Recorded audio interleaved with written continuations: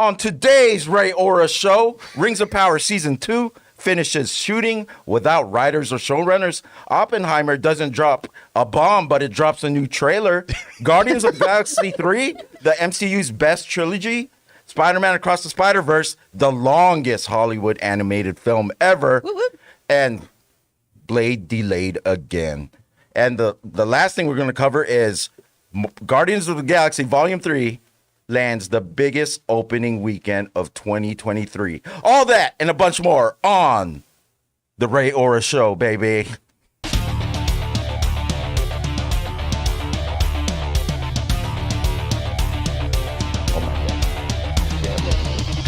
Well, greetings and salutations, everybody. Welcome to the best damn movie rated show on the planet Earth. I took back control. The John Campea Show, coming from right here on my YouTube channel, brought to you in part by our friends at Mint Mobile. I am, of course, your host, John Campea, and it is an awesome honor and privilege, as it is every day, to have you, our international friends, gather around to talk about our favorite things in the world: movies, movie news, TV, and streaming, and all sorts of good things. Not just giving you our opinions, but giving you information and context so you can form your own well-informed opinions, whether they're the same or completely different from ours.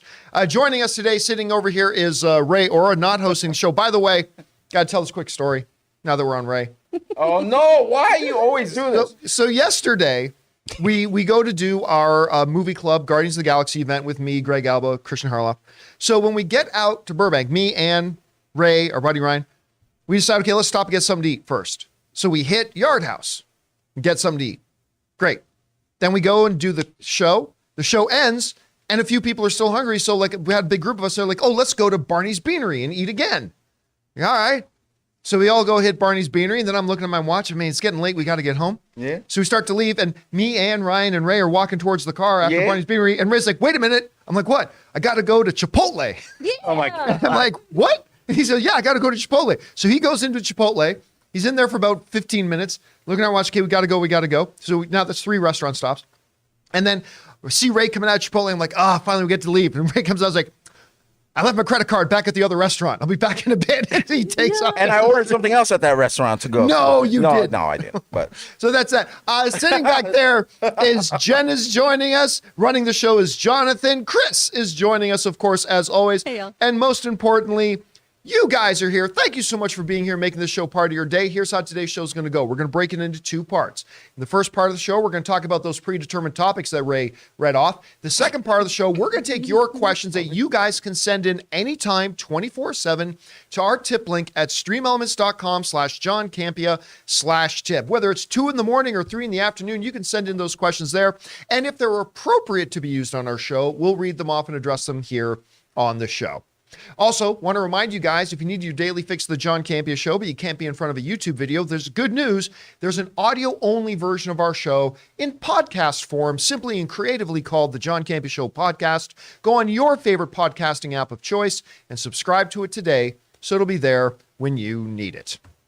All right, guys. With that down, let's get into our first main topic here today, shall we? And our first topic is this.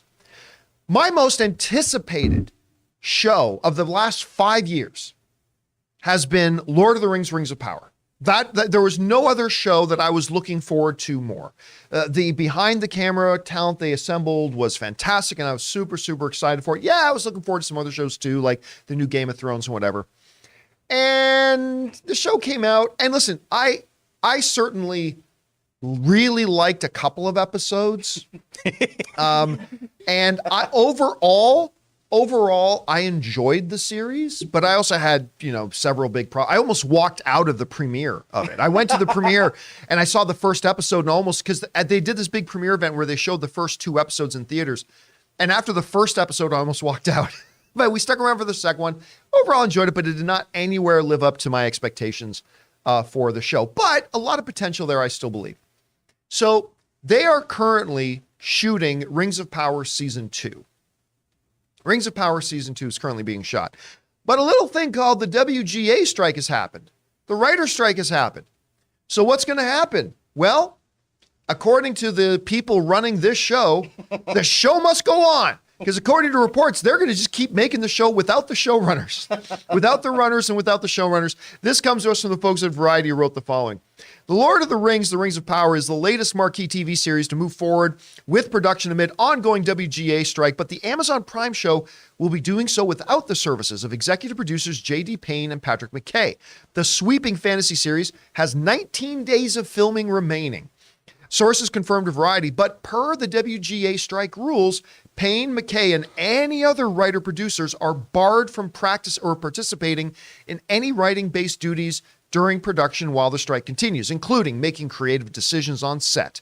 Instead, the show's non-writing executive producers like Lindsay Weber, director Charlotte Brandstrom, Sana Hamri, and Louise Hopper and crew are overseeing production on the UK-based shoot. Okay.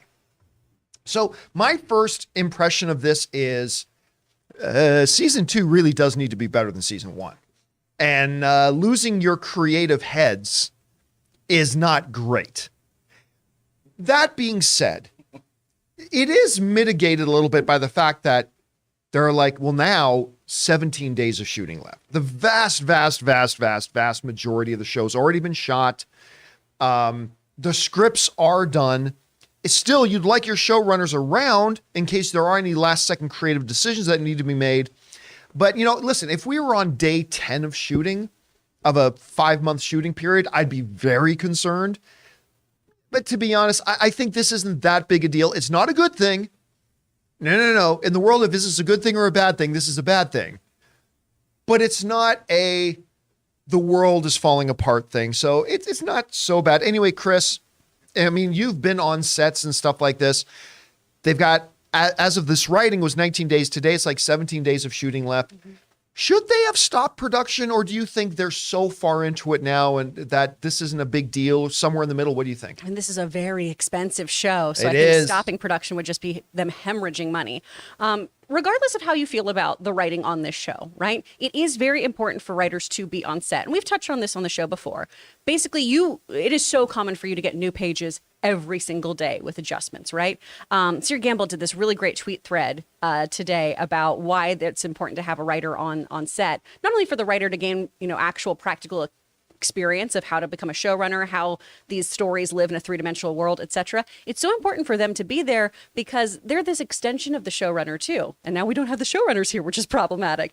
And usually when you have a lot of story left, maybe not 19 days worth, you might not know what happens 4 episodes from now with this character. So the slightest thing could go, oh, that's not their character arc actually, or oh, hey, that's actually not where the story's going. We're going to have this reveal with this character, and you guys just didn't know about that. It's very important. I got to be honest, that kind of sounds like season 1. I mean, that's fair. That's fair. But it's really important to have writers on set in general for these kinds of things, right? Also, if there's just practical issues, if the set isn't coming to life in the proper way, if there's, safety issues, if an actor gets sick or is injured and can't be in a scene, how do we pivot? Well, a writer usually takes care of that kind of stuff. So for 19 days remaining out of their already extensive shoot, I'm not too concerned, but it definitely is. Yeah, it's not the best thing. It's not the worst thing, but it's not a good thing. All right, guys, question is for you. What do you think about this? Where some other shows have halted production, Rings of Power aside, now we're going to keep going. Granted, it's probably only like 10 to 12% of the shooting days left, but still, it is a little concerning. What do you think about this? Was it the right decision to keep shooting the show? Should they have paused it? It would have been expensive if they did, but maybe that's worth it. Whatever you guys think, jump down to the comment section below and let us know your thoughts. All right, guys. With that down, let's move on to this, shall we? Not the best thing that we saw at CinemaCon this year, but one of the best things we saw at CinemaCon this year was the trailer for Oppenheimer. A almost 3-minute long preview, if you will, of the movie that left everybody in that theater with their jaws open, going, oh my God, this looks so effing amazing. And today, Christopher Nolan and Universal have dropped the trailer, this new trailer for Oppenheimer that is now online. I'll tell you what, when they first announced Oppenheimer, and they said, look, true stories, I'm a sucker for them. The story behind the person responsible for developing the atomic bomb. I mean, that is a trajectory of the human experience altering event, right? Our world is different today. Sometimes I forget we live in the world where one idiot can hit a button and potentially threaten all of our existence. I mean, it's really weird when you think about that. And seeing Matt Damon in this trailer going, this is the single most important thing that has ever happened. And it's like, you know what? He may not be all that far off. That might not be hyperbole. And the power of this trailer, it sucks you in. You feel in just a couple of minutes the weight of the severity of what is going on screen. And yet from a character perspective, you're incredibly enamored with what's going on.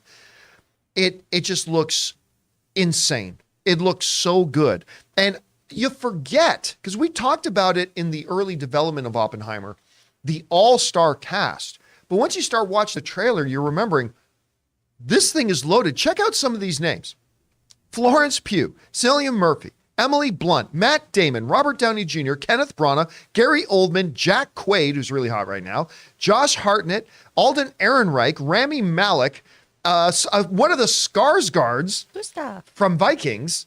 He was the Viking Skarsgård. He was Floki. Floki. Mm-hmm. He was Floki in that. I mean, look at this cast.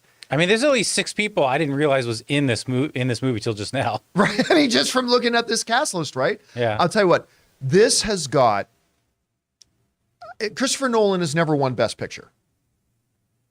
This has got Best Picture contender written all over it. And now listen, Greg, before anybody, I can hear people screaming at their monitors, John, it's just a trailer. I get it, and I completely agree. It is just a trailer. We've seen plenty of great trailers to horrible movies.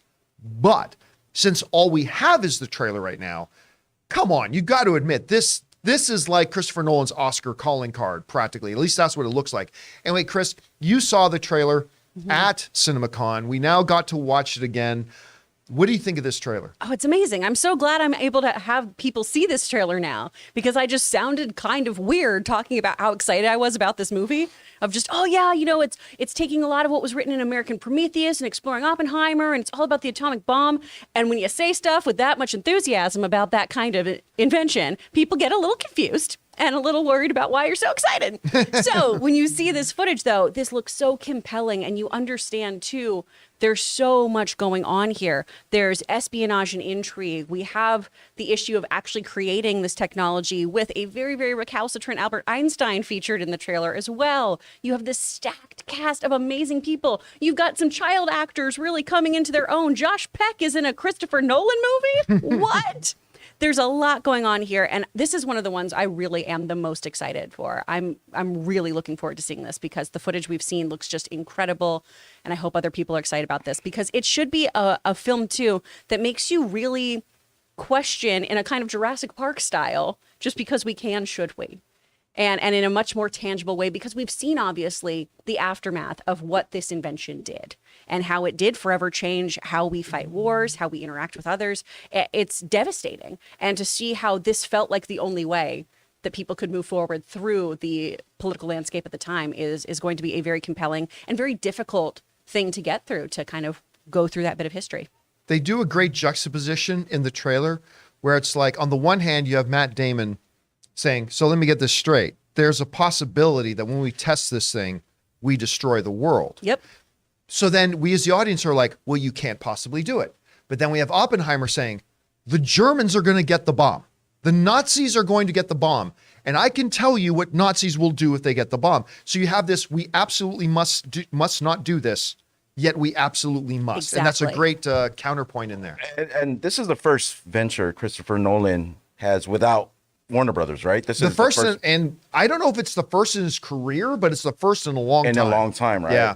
Yeah, okay. So it's going to be interesting to see how this new marriage, because, I mean, Christopher Nolan obviously had that very public divorce from Warner Brothers Yes. when Jason Kilar at Warner Brothers decided to drop movies day and date on HBO Max.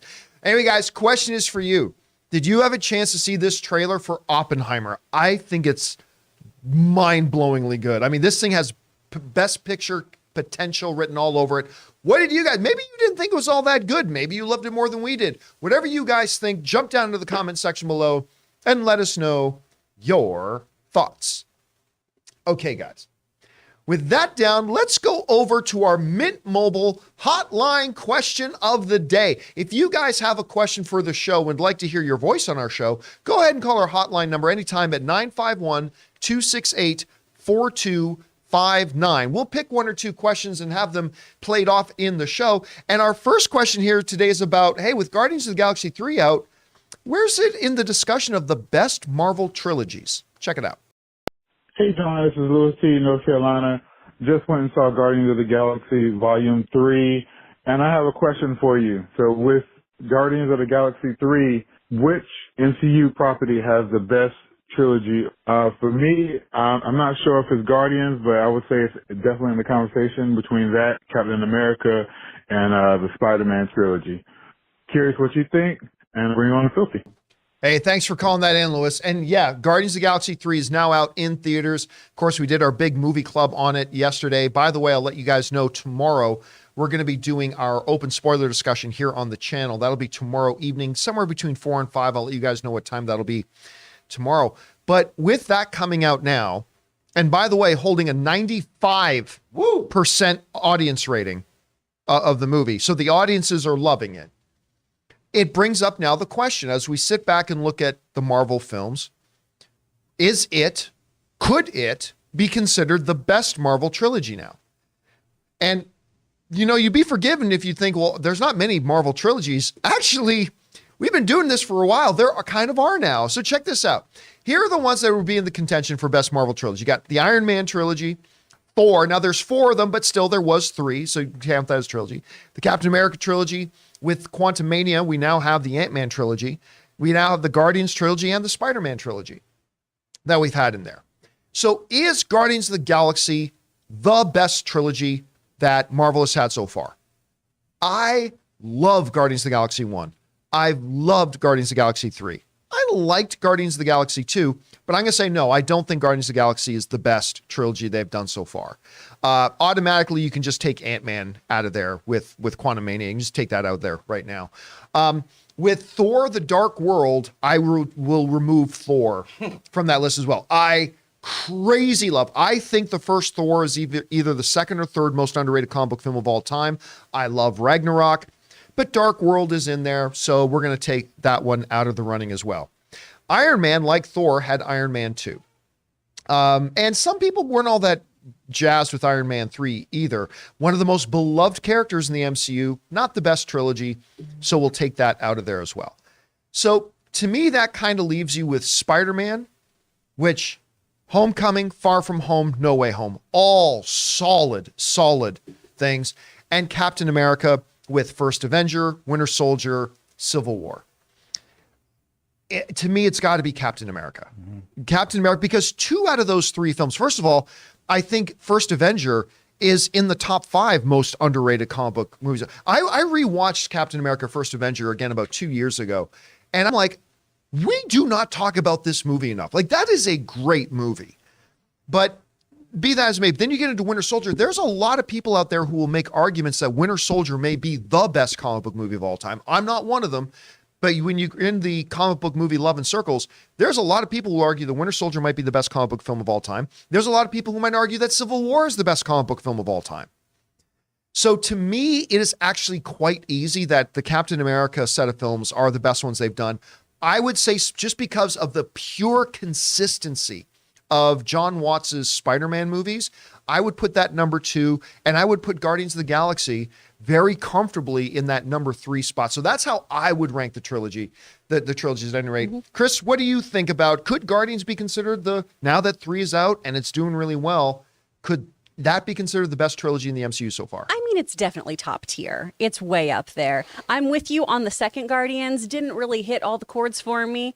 But while I was going over topics this morning having breakfast, I found out going, oh, what do you think the best trilogy is? My husband is an Iron Man 2 apologist. Really? And 10 years together, 5 years of marriage, you still get tested, folks. Goodness gracious.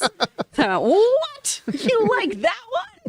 It's all subjective, but I think you're wrong. It's subjective, but I think you're wrong. But also questionable for me. And this is also probably my inherent bias. It's Spider-Man. You know, that was one of the first comic book characters that I really just fell in love with and I just adored. And I feel like those movies have always been executed so well where I watch them and I have almost no notes of, yep, that's what I wanted from this film.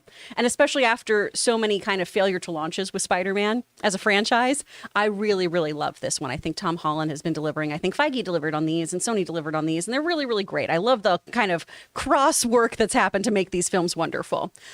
But I can understand Captain America Winter Soldier. I think a lot of that comes down to it's a lot of spy, espionage, government kind of stories. Yeah. And for me, when I'm thinking of a true superhero story, I think I just lean more towards Spider-Man. Where if Right. I'm thinking of pure classic filmmaking as a whole, then maybe I might gravitate more to Captain America, just because there are so many moments that even though it's in a fantastical world with superpowered individuals, it doesn't always feel like a superhero film. And for many people, I'm sure that's a big merit for it.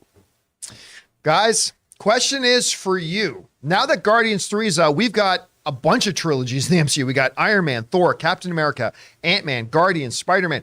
What would you say are the best trilogies that they've done so far? Are there any that you would automatically disqualify? Are there a couple that you think absolutely have to be one or two? Whatever you guys think, jump down to the comment section below and let us know your thoughts. All right, guys. With that down, we still have a number of other things to talk about here. Spider-Man Into the Spider-Verse is going to be the longest Hollywood animated film of all time. Blade has been delayed again. Guardians of the Galaxy is the second biggest opening weekend of the year. But before we get to those things, we're going to take just a second to thank a couple of the sponsors of our episode, Rocket and, of course, Manscaped.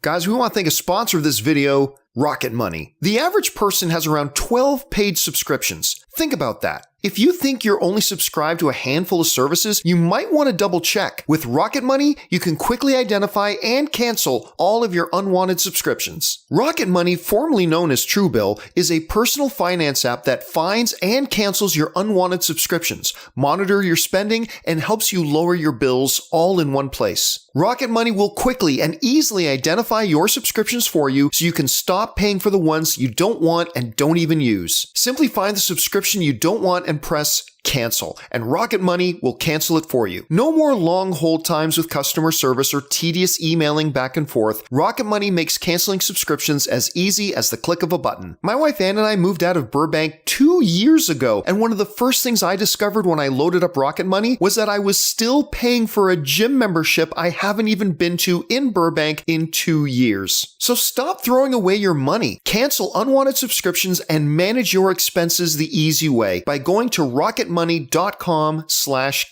That's rocketmoney.com/Campea. rocketmoney.com/Campea.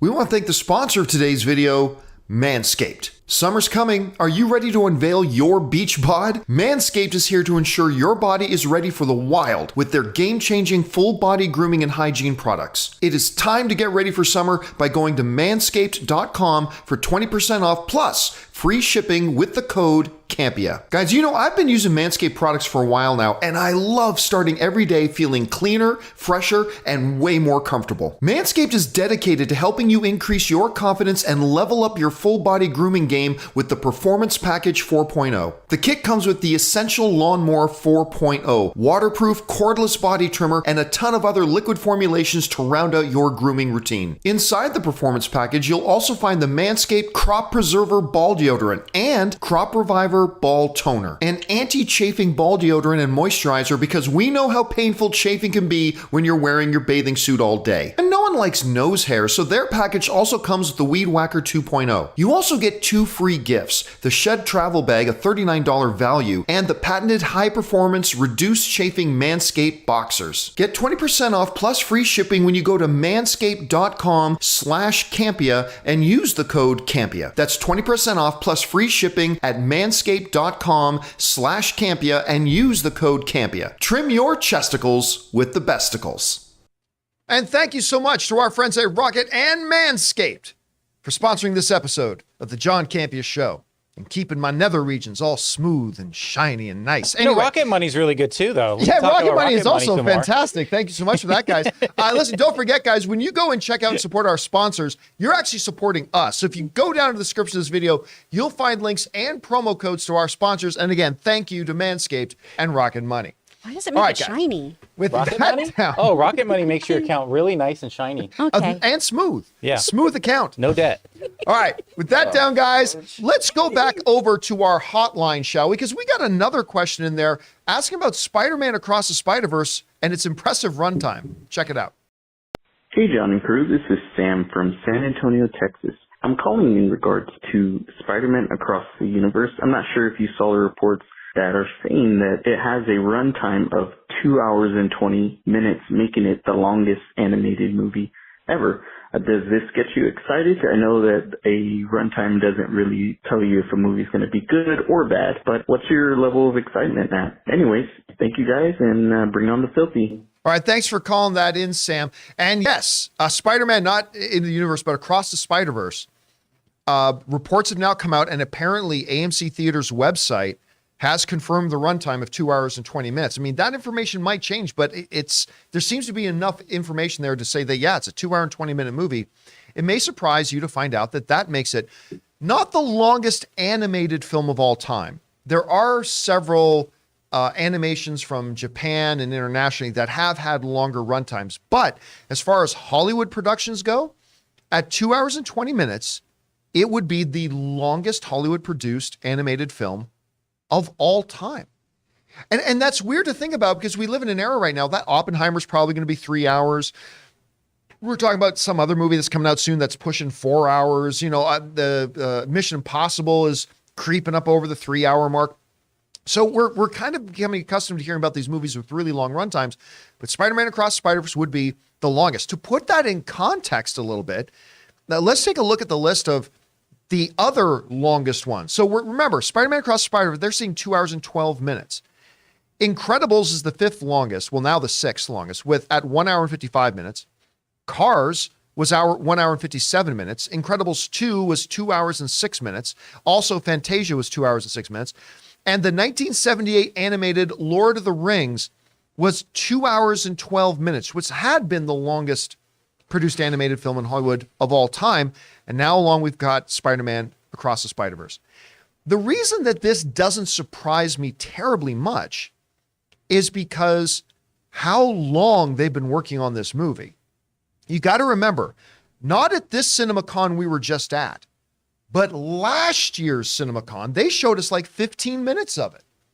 And they were still hard at work. A year later, they're still working on it. I mean, it's coming out here soon. And it is probably that and Dune are my two most anticipated films left on the docket this year. I still can't get over how much I loved the first Spider-Man Into the Spider-Verse. Again, to me, and I know a lot of people disagree with me, and that's fine.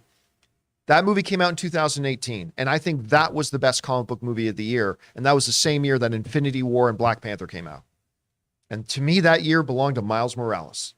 But at any rate, it's pretty funny when you look at it in comparison that this would make it the longest of all time. Chris, you know, were you surprised? Number one, were you surprised to hear that runtime of 2 hours and 20 minutes? No. And then were you surprised when we start considering the context that this actually makes it the longest Hollywood animated film of all time? What do you think about that? I'm not surprised by this runtime because we have so many freaking spider people in this. We are introducing so many new people to the cast, and we are talking about multiverses and moving through them. And we've got Bombastic Bagman. Hell yes. So I think this makes sense. But when you do equate it to all these other films, it is really interesting to see that this is among the longest of these American releases, I suppose, right? The Hollywood ones, as you said. But that said, I feel like they probably took the time that they needed. Because I feel like from what we've seen of this movie already, from what we know of the first one, they really, really nailed the pacing in Spider-Verse the first go. And so I'm assuming, I could be wrong because this is an assumption, I'm assuming we're taking the time we need here because what we saw at CinemaCon was a beautiful family moment, right? that had these great beats and really just connected Miles and his mom on this great mother-son familial moment that had so much heart to it. And that makes me really excited that we're taking the time to do those kinds of moments with the big bombastic action and everything we see in the trailers. We also have to establish why there's going to be this beef between him and Miguel. We have a lot to get through. So this length makes sense to me. And I actually just bought my ticket online while we were doing this story. I was like, wondering what you were doing over there. I said, look up and Chris oh shit, I have to get my ticket. Because my friend Tiffany was like, hey, I grabbed a seat already. And this isn't even for the first show of the day. I got the last 2 seats for my theater for this particular showing. So you guys get your tickets. I don't think anyone's being, deterred by these run times or anything. Get your tickets now while you can so you can see this. I am not somebody who buys movie tickets ahead of time. I usually just walk to the theater and get them when I can because I'm a chaos demon. But man, get those tickets. All right, look, I should point this out too. Longer runtime does not equal better movie. Right? No. Every movie has the runtime that's best for it. Some movies, the best runtime for it is 3 hours. Some movies, the best runtime is 90 minutes. Should be pointed out that the first Spider-Verse movie, Spider-Man Into the Spider-Verse, which I thought was the best comic book movie of the year, it clocked in under 2 hours. Yes. And it was the best comic book movie of the year. This one is almost a full 25 minutes longer than the first one. And look, all I know is I cannot wait to see this movie. I'm so excited. Guys, question is for you. What do you think about this? Spider-Man Across the Spider-Verse apparently is clocking in at 2 hours and 20 minutes, making it the longest Hollywood animated film of all time and almost a full 25 minutes longer than the previous Spider-Verse movie. Are you excited about this? Could you not care less? Whatever you guys think, jump down to the comment section below and let us know your thoughts. All right, guys. With that down, let's move into our next topic here, shall we? And that one is this. Blade is the new Flash. Is it a movie? Is it a movie? Is it ever actually going to happen? It's been 4 years since Kevin Feige walked out on stage with two-time Academy Award-winning actor Mahershala Ali and announced that he was going to be Blade in the MCU and all that kind of stuff. And we are sitting here today now in 2023. Granted, there was this little thing called the pandemic, but we are still sitting here in 2023, and they have not started shooting this movie. They have not started shooting this movie. They haven't finished writing this movie. Now, no worries, because they said they're going to start shooting at the end of May. Well, farts to that, because that ain't going to happen either. Because just recently they had hired on a brand new writer like 3 weeks before they were supposed to start shooting. And then the very next day, a little writer strike happened. And that ain't happening now. This comes from the folks over at the Hollywood Reporter who write this. The writer's strike has taken a bite out of Blade. Marvel Studio is shutting down pre-production on its vampire thriller starring Mahershala Ali, which was set to begin filming next month in Atlanta. The feature project, which has been paused once before, don't forget that, they had paused production on this before, becomes the first tentpole movie impacted by the strike. Cast and crew members are being notified this afternoon. Blade had recently hired True Detective creator Nick Pizzolatto to work on the script, but according to an insider, time simply ran out. The studio will restart the production once the strike is over. Okay, so I remember when they announced that they hired this guy. I'm like, okay, first of all, great writer, fantastic writer. But they're supposed to start shooting this movie in less than a month. And then once we got wind that they were not going to be able to reach a deal, the writers and the producers were not going to be able to reach a deal, and that a strike was coming, we're like, well, that's going to totally foobar this end of May production start date for Blade. And so sure enough, it has. And guess what? It ain't the first bump in the road. Let's look at this little timeline, shall we? Again, back in 2019, 4 years ago, they announced the movie. Then in 2020, they hired Bassem Tariq to direct. Sorry, not going to happen because 2 years later, he left over quote unquote creative differences. In 2022, they also announced they were completely trashing the script and starting from scratch. Apparently, Mahershala Ali and many others were very unhappy with the script at that point. In 2022, they just ran up the white flag and said, look, we're just stopping development on this for now. We got to get our ducks in an order. Then in 2023, Yann Demange was brought on to direct the film. Also, now in 2023, and then in 2023, the film was delayed from November 2023 to September of 2024. Great. Well, guess what? That might move again because now production is halted again. And listen, if they're halting the production, starting production on this movie because of the writer's strike, I got news for you. We don't know how long this writer's strike is going to last. And the longer this goes, it creates more complications because the longer this writer strikes goes, more and more projects are going to get bumped, shuffled, moved around. And they may go, okay, writer's strike is over. Let's say, I don't know, God forbid, it's 3 months from now. Just like last time. I know. God forbid. But if it's 3 months from now, they might go, okay, writer's strike is done. Let's get moving. Well, now half your crew is like, we got prior commitments. I mean, so it just could create a lot of stuff. I am not saying the September 2024 release date for Blade is off the table, but I'm saying it's in jeopardy. And it could just be the next thing. I wonder if at any point Kevin Feige just goes, the fault's in our stars. This is not to be. We are cursed. This movie just isn't going to happen. I don't think that's the case. Obviously, I don't think that's the case. But, man, this is a growing laundry list. Anyway, Chris, you hear about this. No big surprise. We predicted that when they announced the writer's strike that there was no way they're going to be able to start shooting, considering they just brought on a new writer. But you hear about this. Is this your new Flash? Is this movie going to happen? What's the biggest problem here? What's used the biggest red flag? What do you think? Oh, man, this is my new Flash. I'm so heartbroken about it, too, because I love Blade. But yeah, this has just had so many false starts that I have so little hope in this iteration of this film being made. And I don't know how much longer Mahershala Ali can be attached to it. You know, it's going to involve a lot of action. He's got a very, very busy schedule. He is such a sought-after actor. Two-time Academy Award winner. Two-time. I mean, he can't just be waiting in the wings for this movie to happen. He needs to have other projects happening, right? And time is money for anybody, but particularly as an actor, you have such a tight schedule for what you can and can't do, right? Time is money. That's a lot of Euro pussies they're losing. That's like over 20 trillion euro pussies. Yes. So many. And there were articles this morning, too. I was reading in the Hollywood Reporter and over on Deadline and everything, too. Just some more information about how the writer's strike is going to be affecting things should it continue on for longer than we hope. If it is like last time where it lasts for several months, of movies going into hiatus, television going into hiatus, these sorts of things, right? And it also is coming at a time where people are now starting to look at executives' compensation and wondering, hey, why are these executives being paid so much money, whereas they're not making these demands of the writers? It's all getting really, really ugly. And the biggest loss, too, is that we're all going to not have the entertainment that we all want and deserve, right? Mm-hmm.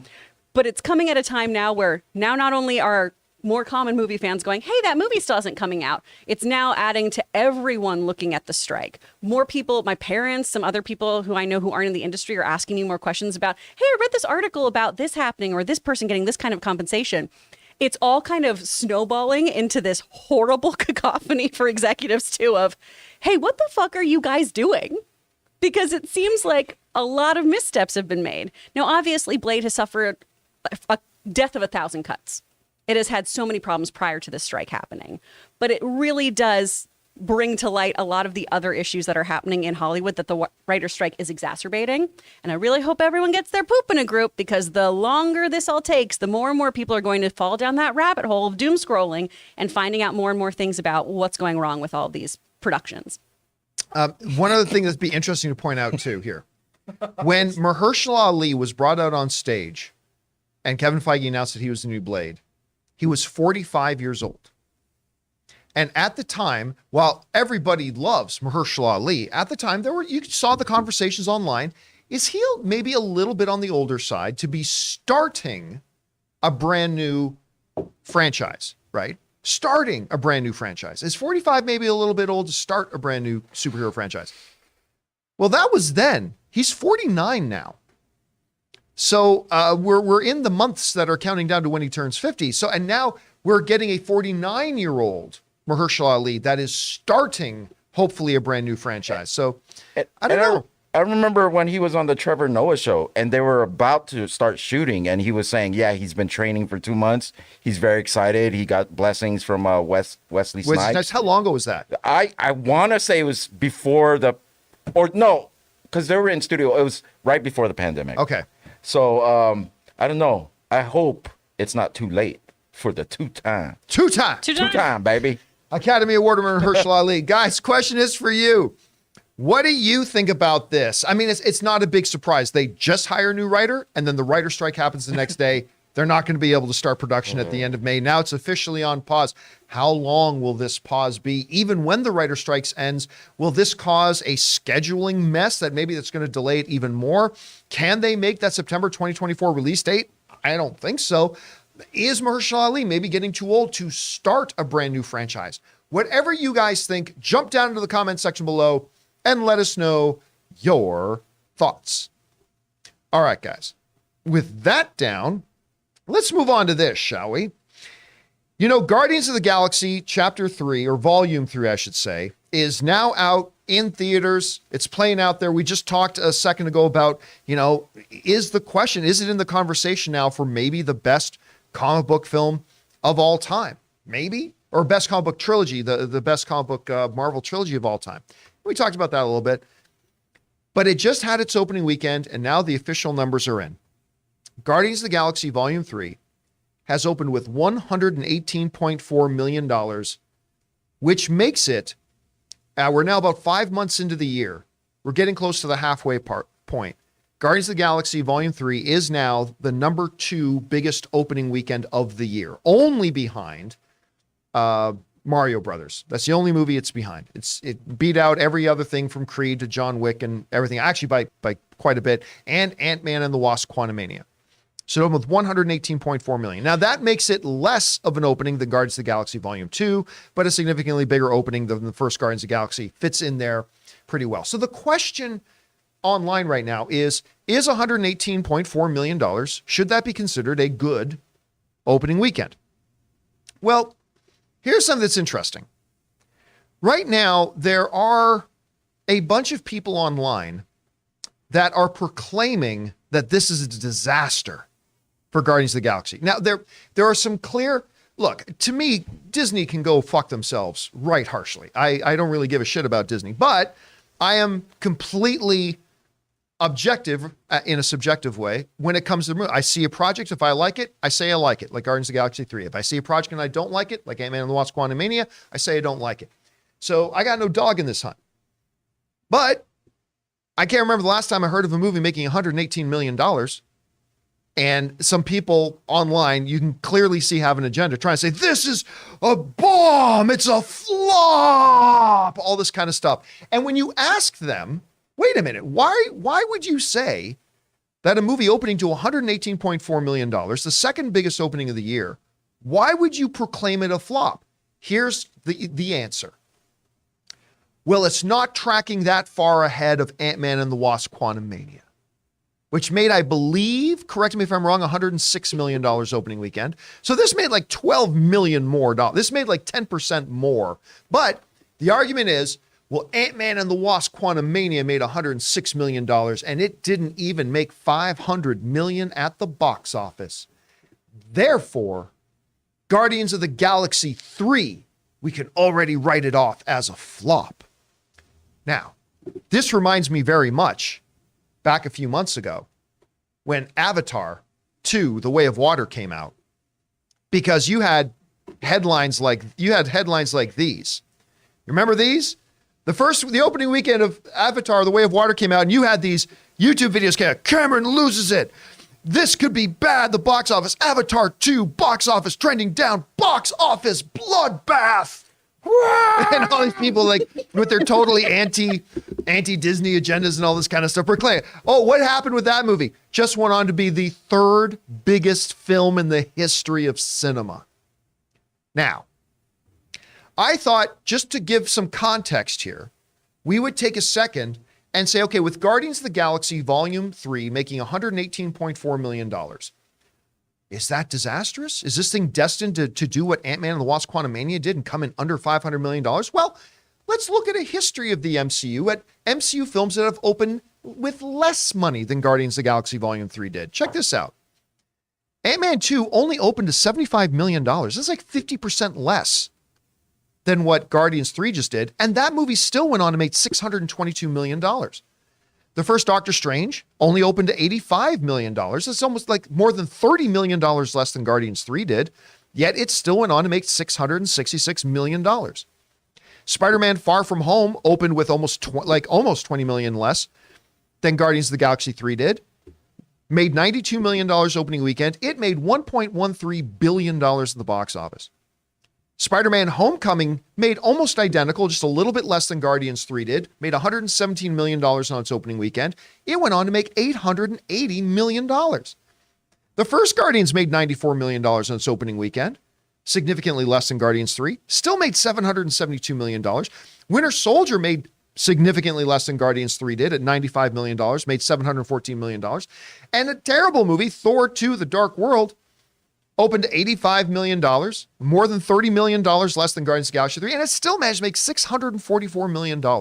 Look, does Guardians of the Galaxy 3 making $118.4 million on opening weekend assure and guarantee that the movie is going to be a big, big hit? No.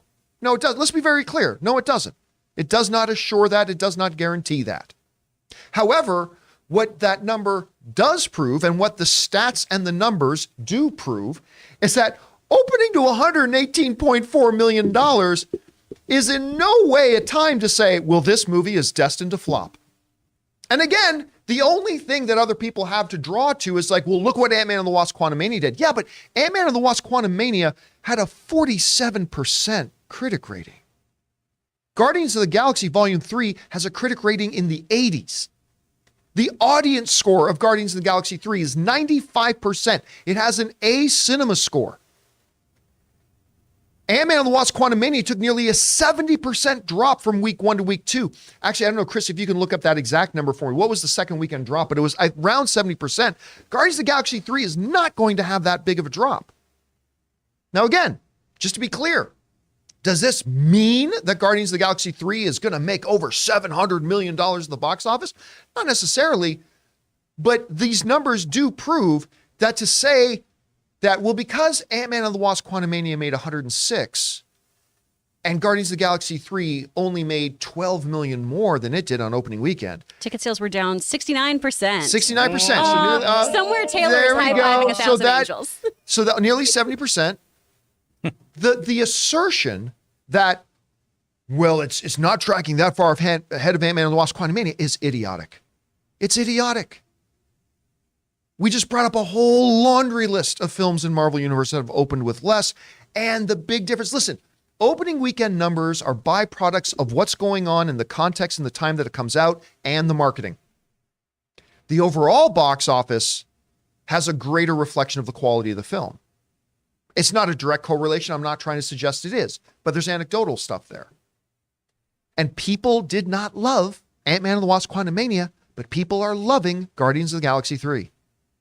So again, do I think this movie's going to make $1 billion? I'm not saying it will. I'm not even saying this thing will necessarily hit $800 million or anything like that. But I am saying this notion of this movie making $118.4 million and that is somehow a disaster.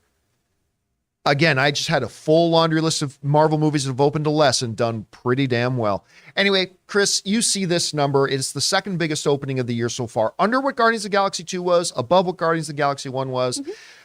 Bigger than some Marvel films, not as big as others. But I don't know, how do you see this opening weekend for Guardians? I think it was very successful. And I think that this, even though it wasn't as much as the first Guardians or other Marvel films, I think the word of mouth here is what's really important. I do think that some people were, hey, maybe I should hold off on seeing this. Maybe I'll wait to see what other people think, because we have been pretty burned this year with some superhero films.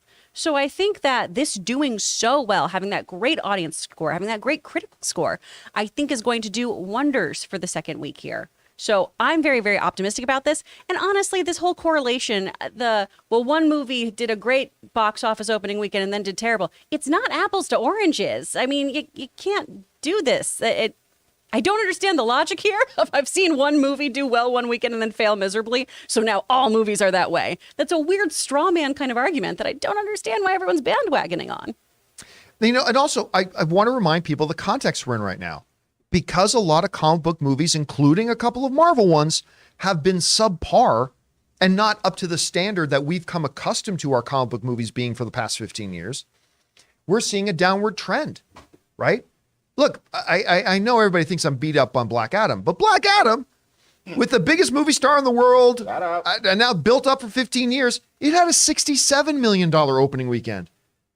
That's almost half of what Guardians of the Galaxy 3 did. And yet there were people out there trumpeting that 67 million was a huge success for Black Adam, and are the same people that will proclaim that $118 million opening, nearly double, is somehow some kind of abject disaster. But again, We will see. All I know is that the audience score for this thing is 95%. The people seem to be loving it, and it's going to have much better legs. Listen, this movie, I'll tell you right now, is not going to have a 70% drop in week 2, like Ant-Man and the Wasp: Quantumania did. It's just not. So, I don't know. Guys, question is for you. How do you see this? Do you believe that a $118.4 million opening weekend is a disaster for Guardians of the Galaxy Volume 3, much like people proclaimed it was for Avatar 2, The Way of Water? Do you think, no, this movie's absolutely going to make $1 billion? I'm not there either. I'm somewhere in the middle. How do you see this right now? Whatever your thoughts are, jump down to the comment section below and leave your thoughts there. All right, guys. With that down, we're going to take a second here before we move on and take your questions that you guys have been firing in. Once again, you can fire in questions anytime, 24/7 to streamelements.com/JohnCampea/tip, and we'll read them on the next day's show.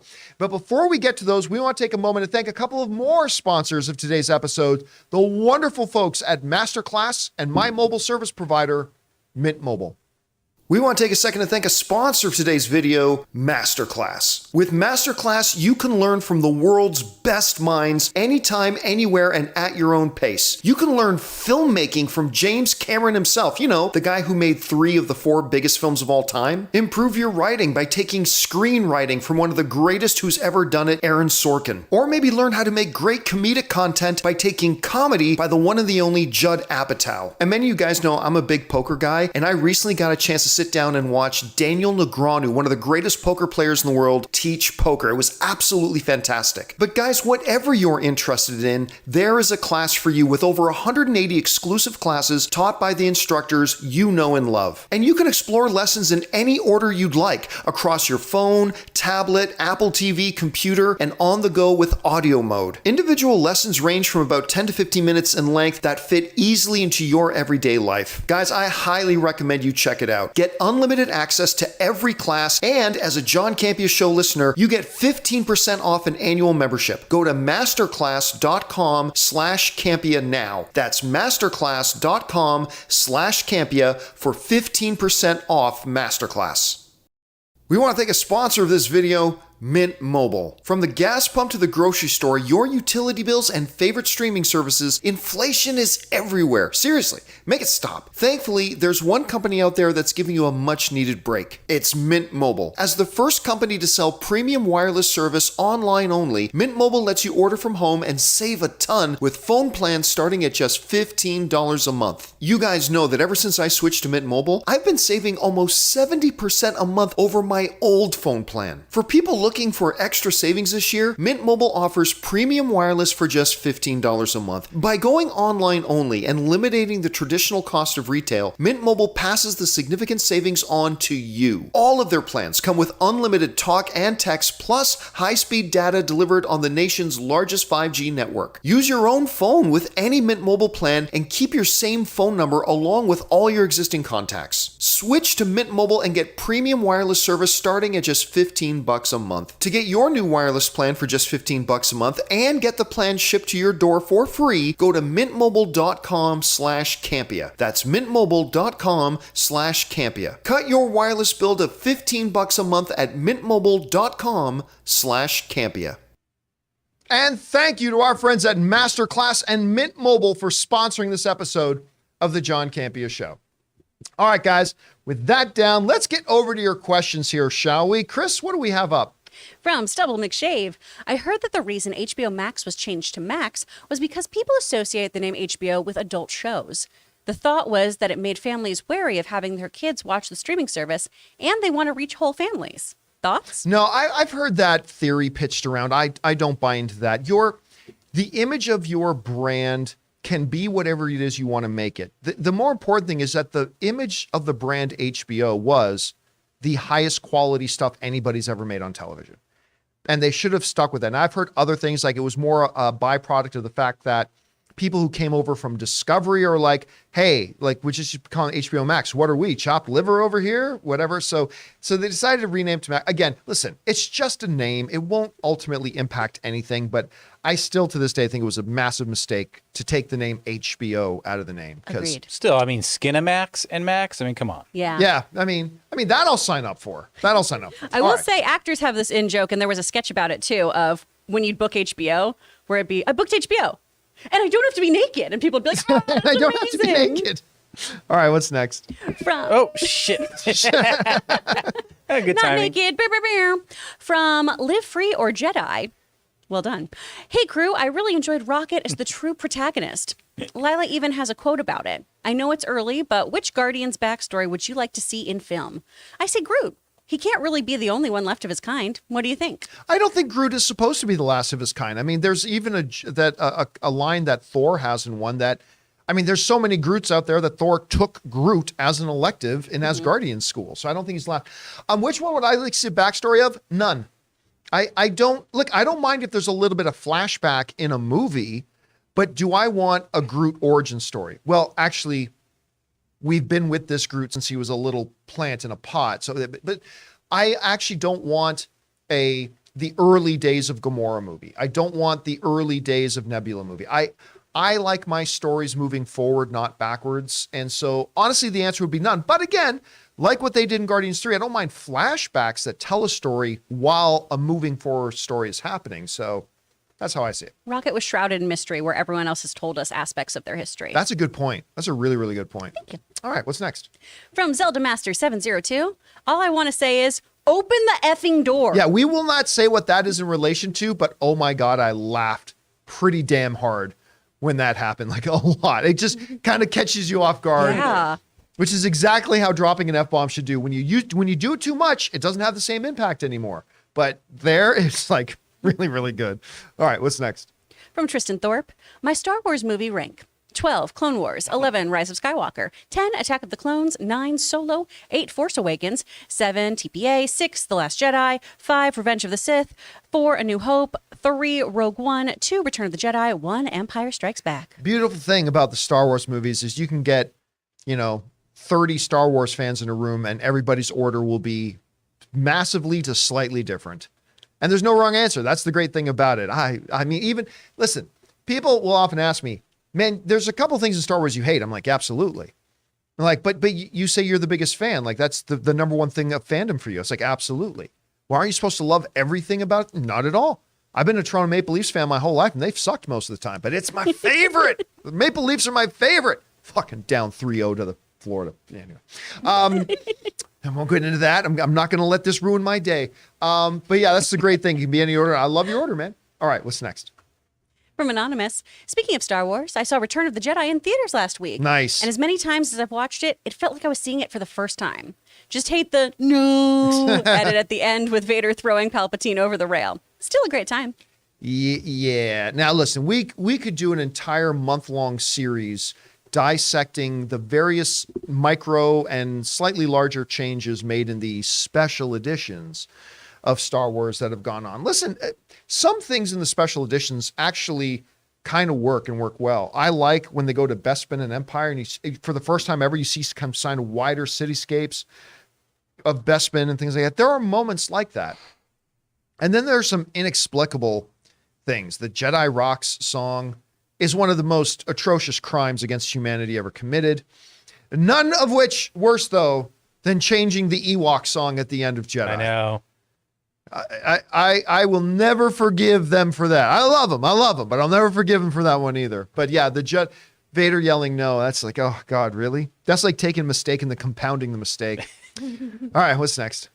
From Seth, Jeff Snyder made a good point about these Fantastic Four casting rumors. There's no way Disney will have an all-white cast. I think if Reed is driver, Sue and Johnny will probably be actors of color. Not necessarily. I mean, look, there's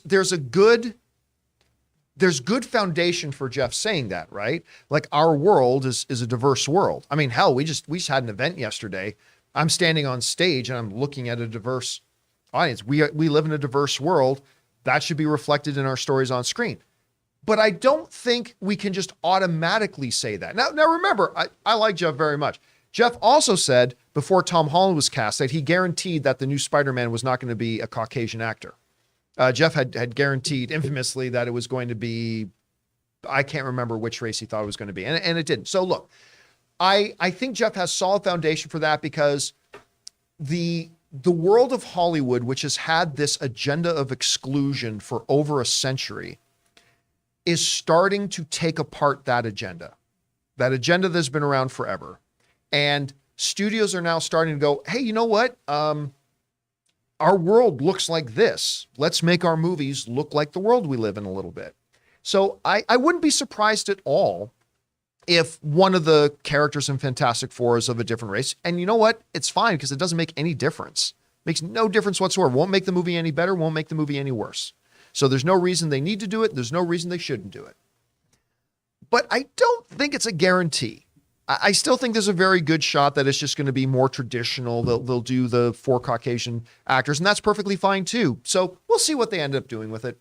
All right, what's next? From Carlos Q, Guardians of the Galaxy 3 hit me on every level. Best Marvel film in the last 5 years for me. Cherry on top was the perfectly placed F-bomb. Also cool to see Movie Talk OG Tiffany Smith have a tiny role. Yeah, that was pretty fun. Oh, what was she in? Okay, so there's a scene, without giving spoilers away, where they're in a big, busy corporate office, and up on the monitor is an explainer video going on. Okay. And the girl in that was former Movie Talk, former Jedi Council person, the wonderful Tiffany Smith. Oh, cool. Up there doing that thing. She's been doing some big things lately, actually. So yeah, that was a really, really cool thing to see, because Ann and I were sitting there, we're like, wait a minute, is that Tiff? And sure enough, it was Tiffany. All right, what's next? From Kia San Diego, watched Queen Charlotte on Netflix yet? What a masterpiece. The writing, acting, production design, all gripping, top notch. Even if you don't love Bridgerton, it's an absolute must-see. Tears your heart out in the best way. Just pure art. Still crying. And that was a $20 super chat, or tip rather. So thank you, Kia. Thank you, Kia. Appreciate that very much. Is it must-see? Is it? Okay, so Are you a big Bridgertonian? Anne loves Bridgerton.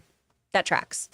And so I walked into the living room the other day from my office, and she was watching, what's it called? Queen Charlotte? Yeah.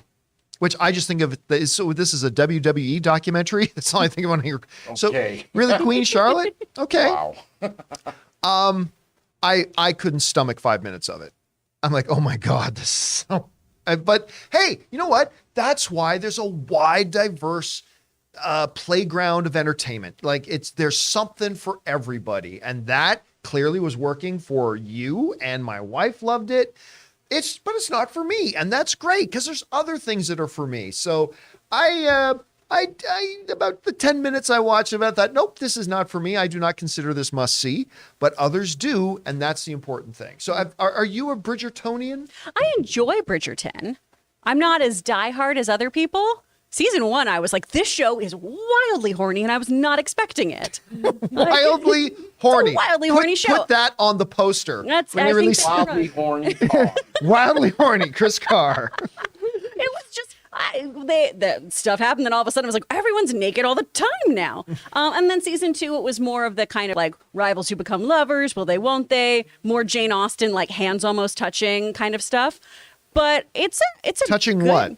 Hands almost touching each other. It was very like Jane Austen-y. Okay, that's less interesting. And then they do other things.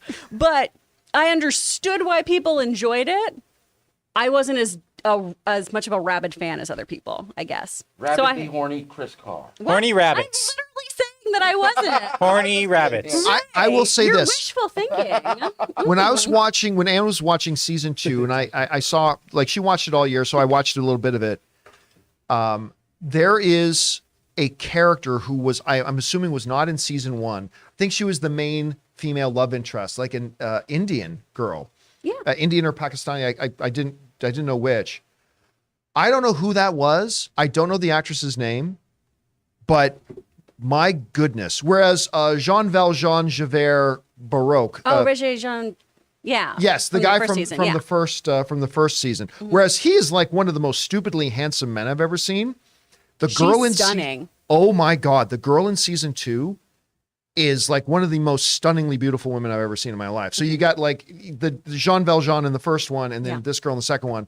Well, and the lead for this one too, who's the eldest brother of the Bridgertons, he is who's going to be Fiyero in Wicked. Really? Yeah. God, by the way, Wicked, they showed us like, what was it? Like a 10-minute presentation on Wicked. I have not given 2 squirts of piss about Wicked. And then they showed us like this 10-minute presentation. I'm like, I fucking want to watch Wicked today. Like this, guys, seriously, this movie looks so good. It looks stupidly good. I didn't care shit about it before. But anyway, sorry, off track. Queen Charlotte, not must see for me, but I'm glad you're enjoying it. Oh, and that actress is Simone Ashley. The one from the actress Simone Ashley? Yeah. Oh, okay. Thank you. From Bridgerton. All right, what's next? That's it. Oh, that's it? Yep. Dang. All right, guys, that'll do it for today's installment of the John Campea Show. Thank you so much for being here and making this show part of your day. Big special thank you to all you guys who sent in those tip questions. Number one, because you gave us great fun things to talk about. But number two, you supported this show as you did it, and all of us involved with the show. Thank you so very much for your support. Guys, going to let you know that at 3 p.m. Pacific Standard Time today, I will be doing an open mic. So if you guys want to come in and join me, I'm going to take your live questions during open mic. That again, maybe you'll start at 2:30. Keep your guys' eyes open on the channel for what time we're going to be starting that. And I'll look forward to seeing you guys there. Don't forget to come back and join us for tomorrow's episode of the John Campea Show. I want to thank everybody in the room. We got Ray back there. Jen's been supporting us back there. Jonathan running the show. Chris Carr ruling the world. My name's John Campea. Thanks a lot for being here, guys. And until next time, my friends, bye-bye.